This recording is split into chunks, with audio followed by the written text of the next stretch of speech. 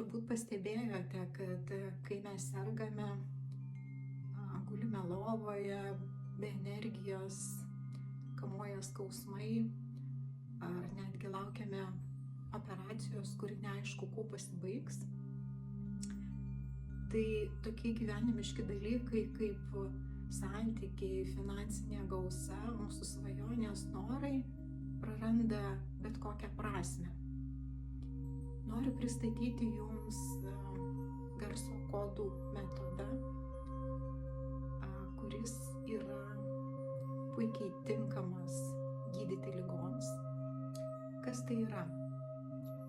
Tai yra garso terapijos sritis, garso įrašai, kurie daro įtaką žmogaus energetikai. Tai toks metodas, kada yra garso dažnių pagalba sukuriamas energetinis laukas ir jisai skatina organizmo galias pačiam gydytis.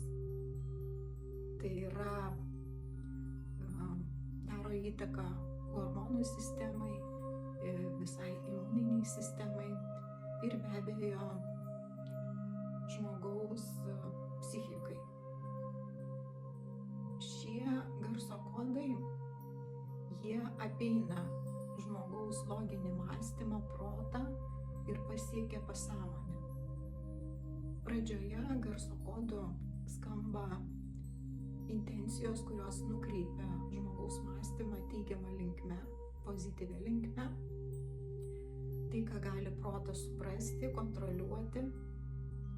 Vėliau eina garsiniai kodai, garsiniai dažniai, kurie, kaip minėjau, sukuria tam tikrą energetinį lauką. Ar tai reiškia, kad šie garsiniai kodai dabar išgydys visą pasaulį ir nebus sergančių žmonių? Manau, tikrai ne, nes liga nėra priešas žmogui.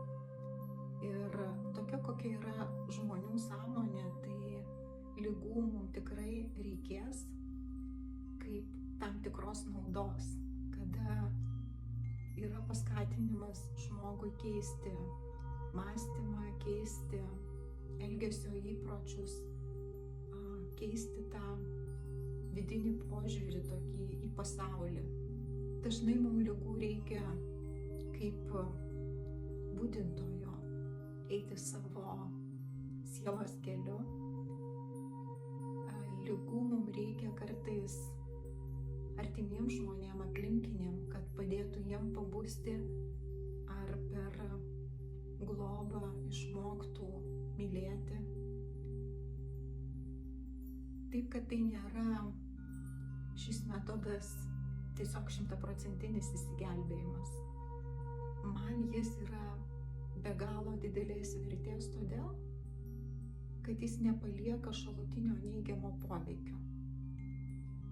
Net jeigu ir žmogus nesulauks tokio rezultato, kaip tikėjosi, tarkim visiškai pasveiks nuo ligos, bet tai tikrai nėra, sakysim, kažkoks kenkiantis dalykas. Tai ir nepakenks, jeigu nepadės. Kadangi tai veikia žmogaus pasąmonės lygyje, žmogaus energetikos lygyje, tai gali sukurti greitesnį kelią į transformaciją, į pozityvą. Tai gali sukurti kelią, kur daug viskas sėkmingiau vystysis. Tarkim, žmogus gaus žinias, kurių jam labai reikėjo, kad jisai suprastų. Šis metodas tai senosios žinios. Kažkada tai dar šviesesniais žmonijos laikais žmonės naudojo įvairius metodus gydyti ligom.